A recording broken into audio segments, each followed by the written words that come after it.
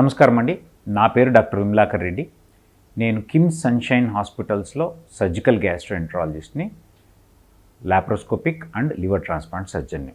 గత 7 సంవత్సరాలుగా ఒక మంచి 10 మందితో కూడిన డాక్టర్ల బృందం మా టీంలో ఉంటుంది. సో జీర్ణ వ్యవస్థకు సంబంధించిన ఎటువంటి అంటే నేను ఇప్పుడు ఒక చెప్పబోయే కేసు చాలా రేర్ కేసు అండి.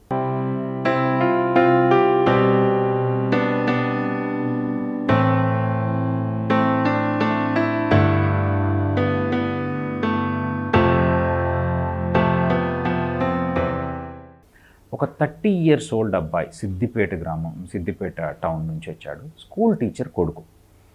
సో ఒకరోజు సడన్గా నొప్పి రావడం జరిగింది. ఆ నొప్పి వచ్చిన తర్వాత ఎక్కడో లోకల్ డాక్టర్కు చూయించుకున్నారు. తర్వాత ఏదో ప్రాబ్లం అని మా దగ్గరకు వచ్చారు. అప్పుడు చూస్తే అల్ట్రాసౌండ్లో తెలియలేదు, ఒక మనిషికి విపరీతమైన నొప్పి ఉంది కానీ ఏం తెలియట్లేదు, అంతగా కడుపు చూస్తే సాఫ్ట్గా ఉంది అంటే చాలా డేంజరస్గా భావించాలి. ఒక్కటి గుర్తుపెట్టుకోండి. యూజువల్గా కడుపు నొప్పి బాగున్నప్పుడు కడుపు ఉబ్బిపోవడము, కడుపు టైట్గా కావడము ఇది జరుగుతుంది. అలా జరిగితే మనకు కొంతవరకు సంతోషం. అలాంటిది ఏం లేకుండా అంటే మేమంటాం సైన్స్ తక్కువగా ఉండి సిమ్టమ్స్ ఎక్కువగా ఉన్నప్పుడు, అంటే నొప్పి తీవ్రంగా చెప్తాడు కానీ కడుపు చూస్తే సాఫ్ట్గా ఉంటుంది, ఈవెన్ మోషన్ కూడా పోయి ఉన్నాడు. అట్లాంటి పరిస్థితిలో ఒక సిటీ స్కాన్ చేయడం జరిగింది.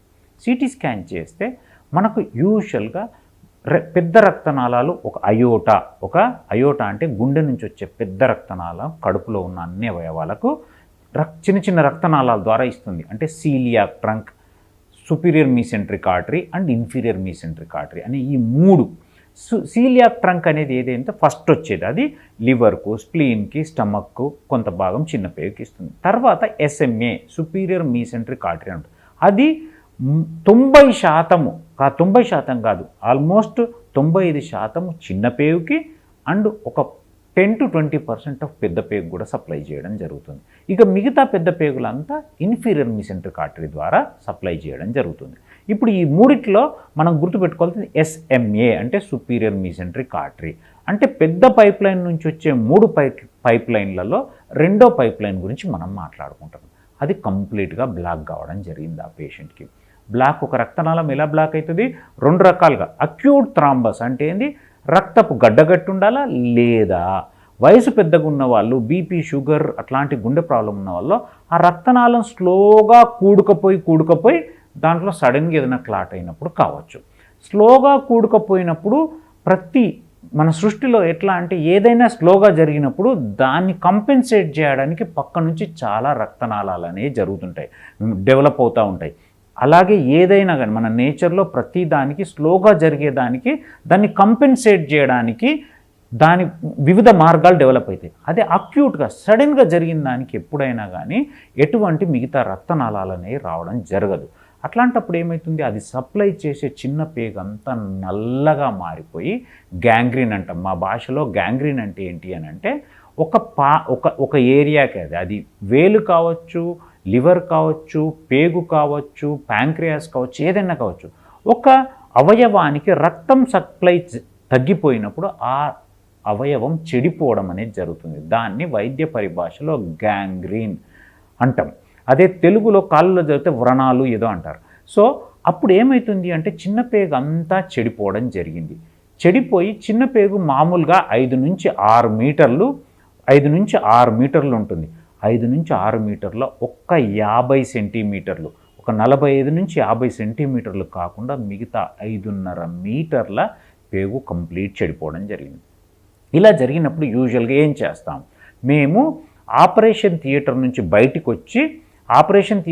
బయటకు వచ్చి వాళ్ళని లోపలికి పిలిపించడం. యూజువల్గా నర్సింగ్ హోమ్లో అయితే లోపలికి పిలిపించి చూపిస్తారు. కానీ మేము ఏం చేస్తామంటే ఫోటోలు వీడియోలు తీసుకొని వాటిని బయటికి తీసుకుపోయి ఇగో చూడండి, మీకు 5 నుంచి 6 మీటర్ల పేగుంది, అందులో ఆల్మోస్ట్ 95% చెడిపోయింది, ఇంకా వీళ్ళు బతికే అవకాశం లేదు అని చెప్పడం జరుగుతుంది. అప్పుడు 2 ఆప్షన్స్ ఇస్తాము. మిగిలిన దాన్ని బయటికి పెట్టేసి ఆ చెడిపోయిందంతా తీసేసి వాళ్ళకు TPN అంటే మనం తినలేము, ఎందుకంటే తిన్నా కానీ అది ఒక క్షణంలో బయటకు వచ్చేస్తుంది. పేగే లేదు, ఇంతే పేగు 50 సెంటీమీటర్లు కాబట్టి జీర్ణం కావడము, అది బాడీకి వంట పట్టడం అనేది జరగదు. కాబట్టి అప్పుడు ఏం చేస్తామంటే బయట నుంచి శక్తి ఇవ్వడం అనేది జరుగుతుంది. దాన్ని ఏమంటామంటే TPN అంటాం, టోటల్ పెరెంటరల్ న్యూట్రిషన్ అంటాం. అంటే మనం తినేదే బయట రక్తనాళాల్లోకి ఎక్కించడం జరుగుతుంది. సో ఆప్షన్ ఉంటుందండి, లేకపోతే వదిలేస్తే ఇంకొక 24 to 48 అవర్స్లో ప్రాణం పోతుందని చెప్తాం. అయితే మా దురదృష్టమో అదృష్టమో కానీ పేషెంట్ వాళ్ళ తల్లి తండ్రి చాలా ఓల్డ్ ఏజ్, ఈ పిల్లోడు 30 అయినా మేబీ లేట్ కిడ్ అయి ఉంటారు. సో చాలా ఓల్డ్ ఏజ్, వాళ్ళకి ఏం మేము చెప్పింది అర్థం కావట్లేదు. వాళ్ళు ఎవరికో ఫోన్ చేస్తే వాళ్ళకు కూడా సరిగ్గా, వీళ్ళు ఒక్కటే ఒక మొండి ధైర్యంతో సార్ ఫస్ట్ అయితే ఆపరేషన్ చేయండి అన్నారు. సో మేము అనుకున్నాం యూజువల్గా 100 మందికి ఎక్స్ప్లెయిన్ చేస్తే 90% మంది వద్దు సార్ ఇక క్లోజ్ చేసి రండి, దాన్ని మూసేసి రండి, మా కర్మ ఎలా ఉంటే అలా అవుతుంది. కానీ వీళ్ళు ఏమన్నారంటే చేయమన్నారు. సో మేము ఎప్పుడైనా కానీ పేషెంట్ వీల్ ప్రకారమే, ప్రతి వైద్యుడు 1% ఛాన్స్ ఉన్నా కానీ ఆ ఛాన్స్ తీసుకొని ఒక ప్రాణాన్ని కాపాడడానికి మాత్రమే ప్రయత్నం చేస్తాం. సో మేము అప్పుడు క్లోజ్ చేసి దీన్ని జెజునాస్టమీ అంటాం, పేగును బయటపెట్టి వచ్చేసాం. వచ్చిన తర్వాత టీపీఎన్ పెట్టాం. యూజువల్గా ఏమవుతుందంటే టీపీఎన్ పెట్టినప్పుడు ఏమవుతుందంటే ఆ టీపీఎన్కి సంబంధించిన కాంప్లికేషన్స్, ఇంత పేగు ఖరాబు కావడం వల్ల బ్లడ్లోకి ఇన్ఫెక్షన్ పాకడం వల్ల అది కూడా ప్రాణాన్ని ఒక వారం రోజుల్లో తీస్తుంది.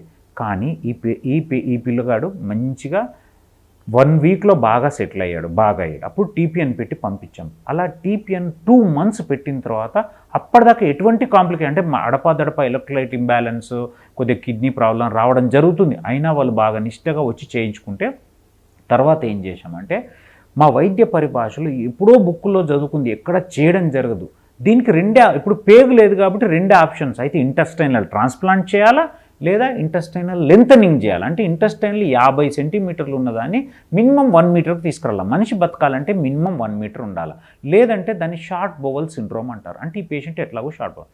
అప్పుడు లెంతనింగ్ ప్రొసీజర్ స్టార్ట్ చేసాము. ఆ పేషెంట్కు 3 times లెంతనింగ్, అంటే ఒక్కొక్కసారి 10 ఇలా ఉన్న ట్యూబ్ను జిగ్జాగ్గా కట్ చేస్తూ లెంత్ చేస్తూ దాన్ని మళ్ళీ ఆస్టమీ అంటే జెజునాస్టమీ పెట్టుకుంటూ పోతే 3 సిట్టింగుల్లో ఆ పేషెంట్ది 100 సెంటీమీటర్ అంటే 1 మీటర్ దాకా వచ్చింది. మళ్ళీ దాన్ని పెద్ద పేగుకు కలిపి కుట్టడం జరిగింది. ఆ పేషెంట్ బాగా మంచి జీవితాన్ని గడుపుతున్నాడు. అంటే ఇలా కన్సిక్యూటివ్గా 2 కేసెస్ యూజువల్గా యంగ్స్టర్స్లో వచ్చినప్పుడు ఇంత ధైర్యంగా ఇవన్నీ చేయడం జరుగుతుంది, ఎందుకంటే వాళ్ళ బాడీ కొంతవరకు సహకరిస్తుంది.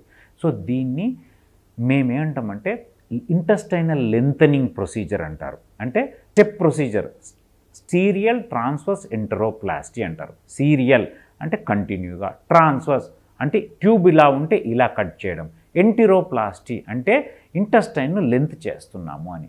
దీన్ని స్టెప్ ప్రొసీజర్ అంటారు. ఇలా స్టెప్ ప్రొసీజర్లో లాస్ట్ 1 yearలో 2 పేషెంట్లు చేయడం వల్ల 2 మేము కాపాడగలిగాం.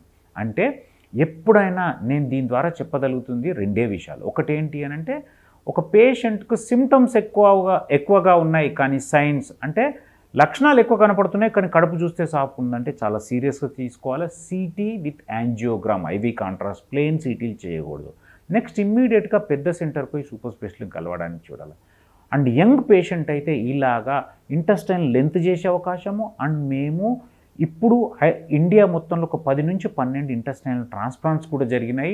నెక్స్ట్ ఇంటెస్టైనల్ ట్రాన్స్ప్లాంట్ కూడా చేయడానికి ప్రయత్నిస్తున్నాం. కాబట్టి లాస్ట్ క్షణం వరకు హోప్ వదిలిపెట్టకుండా ప్రయత్నిస్తే ఎవరినైనా కాపాడవచ్చు. అది నేను చెప్పదలుచుకున్నాను.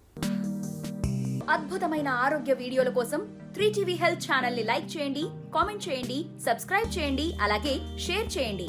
Thank you.